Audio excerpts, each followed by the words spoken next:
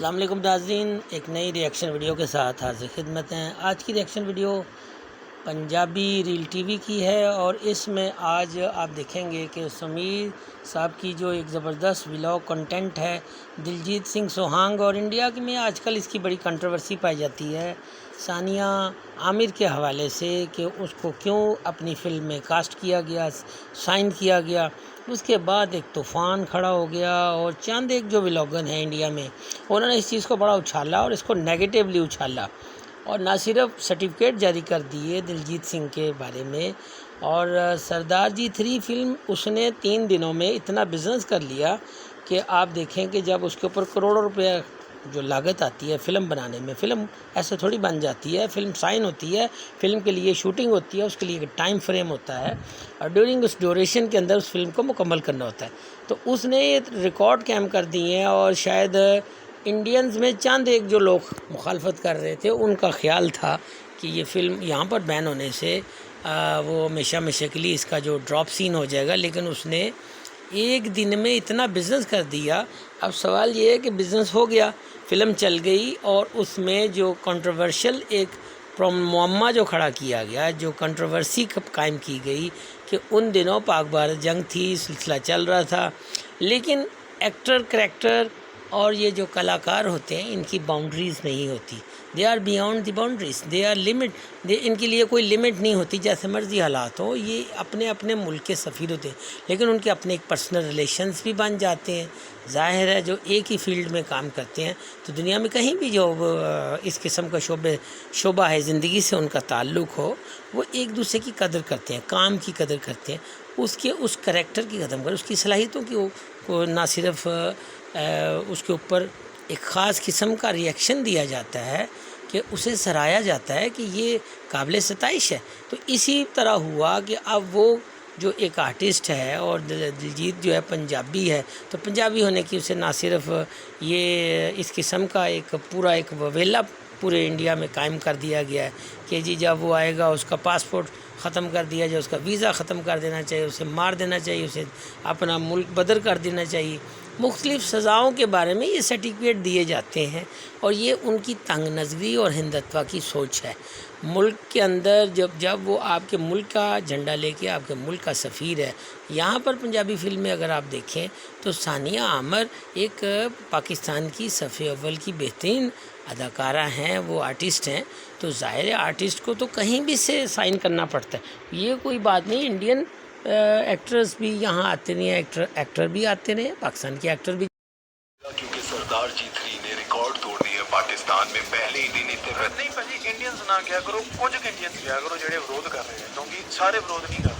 और मोहब्बत ਜਿਹੜਾ सरदार जी 3 ਦੀ ਜਿਹਦੇ ਵਿੱਚ ਪਾਕਿਸਤਾਨ ਤੋਂ ਹਾਨੀਆ ਆਮਰ ਵਿੱਚ ਇੱਕ ਆਰਟਿਸਟ ਹੈ, ਜਿਹਦੇ ਕਰਕੇ ਇੰਡੀਆ ਦੇ ਵਿੱਚ ਇਹ ਫਿਲਮ ਹੈ ਜਿਹੜੀ ਰਿਲੀਜ਼ ਨਹੀਂ ਹੋ ਪਾਈ, ਕਿਉਂਕਿ ਤੁਹਾਨੂੰ ਸਾਰਿਆਂ ਨੂੰ ਪਤਾ ਹੈ ਕਿ ਇੰਡੀਆ ਦੇ ਵਿੱਚ ਜਿਹੜੇ ਪਾਕਿਸਤਾਨੀ ਆਰਟਿਸਟ ਬੈਨ ਹੈ, ਪਰ ਫਿਲਮ ਇਹ ਬਹੁਤ ਪਹਿਲਾਂ ਦੀ ਸ਼ੂਟ ਹੋਈ ਵੀ ਹੈ, ਠੀਕ ਹੈ, ਤਾਂ ਇਸ ਕਰਕੇ ਜਿਹੜੀ ਹੈ ਭਾਰਤ ਵਿੱਚ ਇਹ ਰਿਲੀਜ਼ ਨਹੀਂ ਹੋਈ, ਓਵਰਸੀਜ਼ ਹੋ ਗਈ। 15 ਕਰੋੜ ਦੇ ਬਜਟ ਨਾਲ ਇਹ ਫਿਲਮ ਬਣੀ ਸੀ ਤੇ ਕਿਹਾ ਜਾ ਰਿਹਾ ਕਿ 3 ਦਿਨਾਂ ਦੇ ਵਿੱਚ ਓਵਰਸੀਜ਼ 18 ਕਰੋੜ ਦੀ ਜਿਹੜੀ ਆਪਣੀ ਬਾਕਸ ਆਫਿਸ ਤੇ ਇਹ ਫਿਲਮ ਕਰ ਚੁੱਕੀ ਸੀ।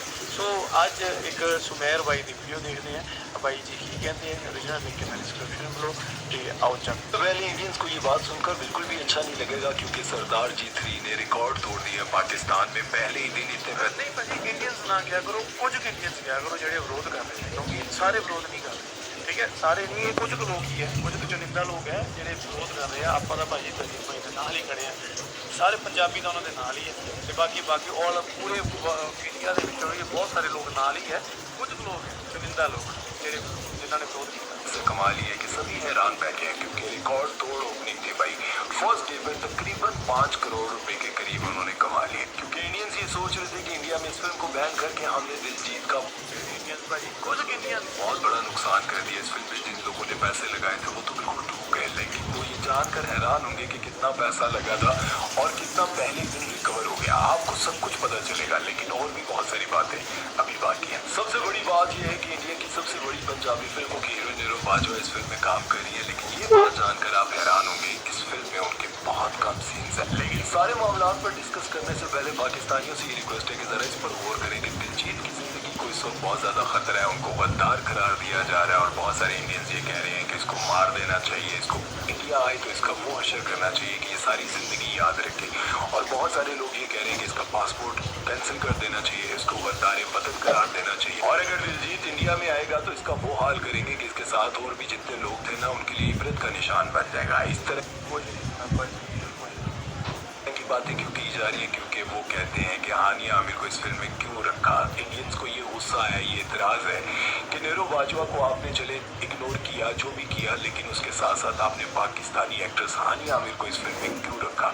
लेकिन मैं ये कहता हूँ ये मुनाफिकत है, क्योंकि जब दिलजीत से ये बात पूछी गई कि जब आप जानते थे कि इंडिया और पाकिस्तान की जंग चल रही है और इतने बड़े मसाइल चल रहे हैं, तो आपने हानिया को क्यों कास्ट किया, हानिया को क्यों इस फिल्म में रखा और इस फिल्म से निकाला क्यों नहीं। इसके जवाब में उन्होंने ये कहा कि जब मेरे बादशाह के और हानिया के बहुत अच्छे ताल्लुकात थे, दोस्ती थी, हमने कभी सोचा भी नहीं था कि फिल्म बनाएंगे, लेकिन हानिया और मैंने फैसला किया चलो पाकिस्तानी और इंडियन इतना ज़्यादा हमें पसंद करते हैं, तुम मेरे कॉन्सर्ट पर आती हो तो लोग इतने खुश हो जाते हैं, तुम बादशाह के कॉन्सर्ट पर जाती हो तो इतने खुश हो जाते हैं, हमारी दोस्ती बहुत अच्छी है, तो क्यों ना हम कोई फिल्म बनाएं। क्योंकि पाकिस्तानी इंडियंस एक दूसरे से बहुत ज़्यादा प्यार करते हैं, एक्टर से इतना प्यार करते हैं। और जब मैंने देखा कि हानिया आमिर को इंडिया में बहुत ज़्यादा प्यार मिलता है, उसकी बहुत ज़्यादा फैन फॉलोइंग है, तो मैंने सोचा कि चलो फिल्म बना ही लेते हैं। जब हमने फिल्म शुरू की उस वक्त पाकिस्तान और इंडिया के हालात बहुत अच्छे थे, सियासी मामला भी बहुत अच्छे थे। जब फिल्म आधे से ज़्यादा तकरीबन बन चुकी थी और 50 करोड़ पाकिस्तानी इस फिल्म पर लग चुके थे, तब मामलात ख़राब हो गए। अब जब मामलात ख़राब हो गए तो मैं ये कैसे फैसला कर सकता था कि मैं हानिया आमिर को इस फिल्म से निकाल कर बाहर फेंकता, क्योंकि फिल्म तो सारी की सारी शूट हो चुकी थी। अब जब मैंने प्रोड्यूसर्स के पाकिस्तानी 50 करोड़ रुपए लगवा दिए, तो मैं ये कैसे फैसला कर सकता था कि उस फिल्म में से हानिया को निकाल दूं और सिर्फ इसलिए उस फिल्म को डिब्बे में रख दूं कि ये इंडिया और पाकिस्तान के हालात ख़राब हो गए। अब मैं ये कैसे फैसला कर सकता था, क्योंकि मेरे कहने पर जिन लोगों ने पैसा लगाया मैं उनको कैसे डुबो सकता था। प्रोड्यूसर सिर्फ गुरबीर सिंह सिद्धू जो वाइट हिल प्रोडक्शन वाले हो, एक दिलजीत भाजी भी विच ही है, ठीक है, तो एक कहना हो रहा शायद 3 प्रोड्यूसर। अब बात यहाँ पर ख़त्म नहीं होती। इस वक्त दिलजीत ने एक और बात की, उन्होंने कहा कि मुनाफिकत तो इन लोगों में है जो मुझे मैसेजेस करते थे, मेल करते थे कि हानिया को ले लो, हानिया को अपनी फिल्म में ले लो और नेक्स्ट फिल्म में हीरो आपने। अच्छा, मैं इंटरव्यू देखा नहीं भाजी का, दिलजीत भाजी का, मैं थोड़ी जी गलबात भी सुनी थी, ठीक है, तो आज जी गल्लां दस रहे भाजी, ये मैं अज पहली बारी सुन रहा। वहाज को लेना है आपने, दानिश तैमूर को लेना है आपने, फिरोज खान को लेना है। अब आप अंदाजा लगाएं कि जब इंडियंस खुद ये बात कहते रहे कि फिरोज खान को ले लें, दानिश तैमूर को ले लें, अगली फिल्म में हीरो आपने इन तीनों में से किसी एक को लेना है। और हानिया के लिए तो उन्होंने बहुत जोर डाला, बहुत शोर डाला और बहुत बार कहा कि हानिया को कास्ट कर। दिलजीत के कॉन्सर्ट पर जब हानिया गई थी और वहां पर देखा था आप लोगों ने, कितना लोगों को अच्छा लगा था, कितना लोगों ने शोर मचाया था, कितनी फैन फॉलोइंग थी, उसको देखकर आप सोच सकते हैं कि इंडियंस को इतना बुरा लग रहा है कि इंडियंस ने ये कहना शुरू कर दिया है इसका पासपोर्ट कैंसिल करें, इसके बैंक अकाउंट सील कर दें, इसको गद्दार वतन करार दे दें, इसको अगर इंडिया में लाए तो इंडिया में इसको मार देंगे, इसके साथ ये करेंगे वो करेंगे। अब मुझे ये बताएं कि ये मुनाफिकत नहीं तो क्या है। एक तरफ आपने खुद हानिया हानिया के नारे लगाकर उस फिल्म में उनको कास्ट करवाया और उसके बाद आप लोगों ने फिरोज खान को हीरो लेने के लिए बोला, दानिश तैमूर को और वहाज को, इन सबको आपने फिल्म में हीरो लेने के लिए बहुत सारे मेल्स की। लेकिन जब एक सिंगर ने आपकी फरमाइश को पूरा करते हुए पाकिस्तानी एक्ट्रेस को अपनी फिल्म में लिया, एक बहुत बड़ा रिस्क लिया, उनको ये पता था कि हालात कभी भी खराब हो सकते हैं, लेकिन उन्होंने अपने चाहने वालों की फरमाइश पूरी की, करोड़ों रुपया खर्च किया। अब जब करोड़ों रुपया खर्च हो गया तो आप लोगों ने कहना शुरू कर दिया कि उसको निकालो। भाई वो पैसे क्या दरख्तों से उतारता है? लंदन में क्या, अब मेरे मुंह से कुछ और निकल जाएगा यार। और इससे भी बुरी बात यह है कि इंडियन चैनल ने इतना गिर कर काम करना शुरू कर दिया कि उनको उठाने के लिए नीचे झुकने का भी दिल नहीं करता। कहता है कि यार इतना गिर गए, अब इनको उठाने के लिए खुद भी मिट्टी में मट्टी होना पड़ेगा। इसलिए बंदा ये सोचता है कि इंडियन चैनल को देखना ही छोड़ दे। वो कहते हैं कि हानिया आमिर एक साल में तकरीबन 50 करोड़ रुपया कमाती है और वो ज़्यादा से ज़्यादा इंडियन स्टार से बटोरती है। ये कितनी घटिया और गिरी हुई बात है। और तो और इंडिया के बहुत सारे यूट्यूबर्स हानिया पर ये तोहमतें लगा रहे हैं और साथ में ये भी कह रहे हैं कि हानिया के पास एक से ज़्यादा जो है वो ऑडीज है। भाई हमारे तो यूट्यूबर्स भी ऑडी रखते हैं 5-5 करोड़ रुपए की। आप बातें कैसी करते हैं यार? हानिया आमिर तो पाकिस्तान की बहुत बड़ी स्टार है। और मैं आपको ये भी बताता चलूँ कि बहुत सारे लोगों को यूँ लगता होगा कि जब से ये सोशल मीडिया का दौर आया या फिर माहिरा खान का कोई ड्रामा हिट हुआ, तब से इंडियंस ने पाकिस्तानी एक्टर्स को कास्ट करना शुरू किया। तो ज़रा ये गौर से सुने, बहुत पुरानी बात है, यानी कि 1983 की बात है। पाकिस्तानी एक्टर नदीम बेग, उन्होंने इंडिया की फिल्म में कास्ट किया था और उनको मिन्नतें करके वहां पर बुलाया गया था। फिल्म का नाम था गहरी चोट। और ऐसा नहीं है कि फिल्म गहरी चोट जो कि 1983 में रिलीज हुई थी तो आप लोगों को लग रहा होगा कि उस वक्त के छोटे मोटे एक्टर्स डाले होंगे। नहीं, उस फिल्म में काम कर रहे थे शशि कपूर, शर्मिला टैगोर जो कि सैफ अली खान की वालदा है, और परवीन बाबी, और भी बहुत सारे बड़े स्टार वो फिल्म में काम कर रहे थे। ऐसा नहीं है कि ये आज के दौर की बातें हैं कि हमारे एक्टर्स को बुलाया जा रहा है। और मोहम्मद अली जो कि पाकिस्तान के बहुत ही लेजेंडरी एक्टर थे, अल्लाह ताला उनको जन्नतुल फिरदौस में जगह अता फरमाए, वो भी इंडिया में काम करके आए थे।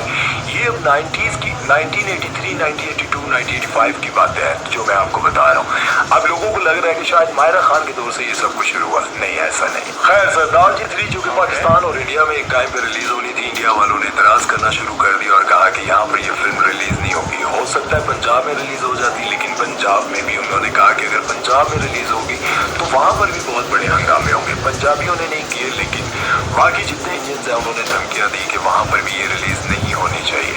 अब वहाँ पंजाब में भी रिलीज नहीं हो रही, लेकिन पाकिस्तानियों ने बड़े खुले दिल से कहा यार रिलीज करो यहाँ पर, हमें तो कोई एतराज नहीं है, कोई मसला ही नहीं है, करो।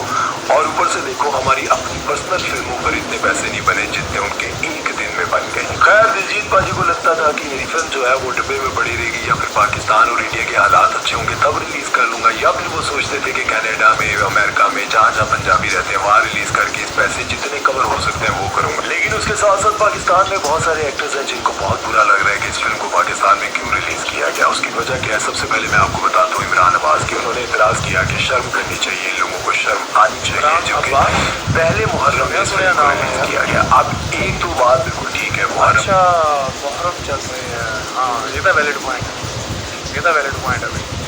का एहतराम हम सबको करना चाहिए, दिली दुख भी होता है और इस पर तो कोई दो राय नहीं है। लेकिन इसके पीछे एक और वजह भी है। इमरान अब्बास की फिल्म आई थी जिसका नाम था जीव सोनिया जी, और उस फिल्म में उनके साथ इंडिया की पंजाबी फिल्मों की बहुत बड़ी हीरोइन जिनका नाम है सिमी चाहल, वो काम कर रही थी। अब जाहिर उस फिल्म का उनको बड़ा इंतजार था, लेकिन उस फिल्म में कुछ डायलॉग्स ऐसे थे जो कि पाकिस्तान के खिलाफ थे।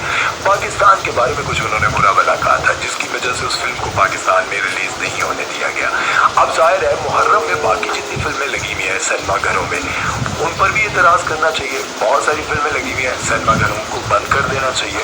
अगर ये एतराज इस तरह होता तो माना जाता है इमरान अब्बास का एतराज है, लेकिन असल रुख की वजह लोगों का ये कहना है कि उनकी फिल्म को रिलीज नहीं होने दिया गया था, उनकी फिल्म को पाकिस्तान में बैन किया गया था क्योंकि वो पाकिस्तान के खिलाफ थी। उसका जो स्क्रिप्ट था वो पाकिस्तान के खिलाफ था, जो कि हमारे लोगों को देखने में अच्छा ना लगता। यार मेरे ख्याल में फिल्म देखी है, पाकिस्तान के खिलाफ था नहीं थी यार। ਉਹਦਾ ਇੱਕ ਮੁੰਡੇ ਦੀ ਕੋਈ ਕਹਾਣੀ ਹੈ, ਇੱਕ ਮੁੰਡਾ ਪਾਕਿਸਤਾਨ ਤੋਂ ਕੋਈ ਪੰਜਾਬ ਤੋਂ, ਇੱਧਰਲੇ ਪੰਜਾਬ ਤੋਂ, ਬਸ ਆਹ ਕਹਾਣੀ ਆ। ਉਹ ਸਗੋਂ ਪਿਆਰ ਮੁਹੱਬਤ ਦੀ ਗੱਲ ਕੀਤੀ ਉਹ ਫਿਲਮ ਦੇ ਵਿੱਚ ਐਂਡ ਤੇ ਤਾਂ ਯਾਰ, ਤੇ पता नहीं खिलाफ था नहीं शायद कुछ ही वजूहत थी। बहरहाल आप लोगों को क्या लगता है इन दोनों बातों में क्या हो सकता है? इमरान अब्बास जाहिर है आप सभी को पता है कि वो अच्छा जे मुहर्रम करके किया जा रहा था, वो तो मेरे ख्याल वैलिड पॉइंट है। तो ये फिर पाकिस्तानी बहुत सारे कि इस्लामिक कंट्री है तो ये तो पूरी बात जाना चाहिए। फिर उस हिसाब से ये भी जिन्ने दिन मुहर्रम चलते हैं तो उन्ने दिन थिएटर थूटर बंद ही रहन, है ना। ये कानून बनाना चाहिए फिर, है ना। बाकी तो ज़्यादा पता पहले तशी हैं और वो इस बात से कह रहे हैं तो फिर उनको बाकी फिल्मों पर भी एतराज़ करना चाहिए, क्योंकि लव गुरु भी चल रही है और उसके साथ साथ और भी बहुत सारी फिल्में हमारे सिनेमा घरों में चल रही हैं। और एक और मैं देख कर आया था तीसरी सौकन, वो फिल्म देख कर आया था, उस पर भी एतराज़ करना चाहिए। तो कोई पूरी लिस्ट पर बात करनी चाहिए थी कि ये फिल्में पाकिस्तान में चल रही हैं, इनको बैन करना चाहिए, मुहर्रम में नहीं चलना चाहिए। लेकिन उनको उन्होंने कल सरदार जी अच्छा, अब आप लोगों को क्या लगता है इस बारे में? आप लोगों ने मुझे ज़रूर बताना और आप